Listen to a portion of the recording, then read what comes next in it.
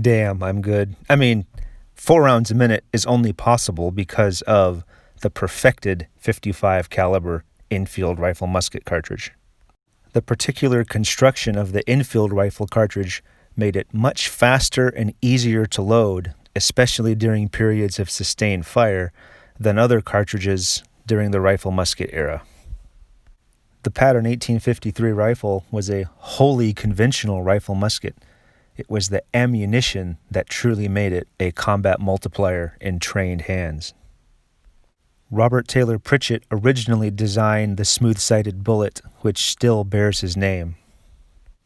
Colonel Edward Boxer, who is better known today for his center-fire primers, perfected the Enfield cartridge in 1859. The design would never be improved upon, and it remains the best rifle-musket cartridge ever designed. Now stop whatever you're doing and head over to Rob's YouTube page at British Muzzleloaders, and be sure to subscribe if you haven't already.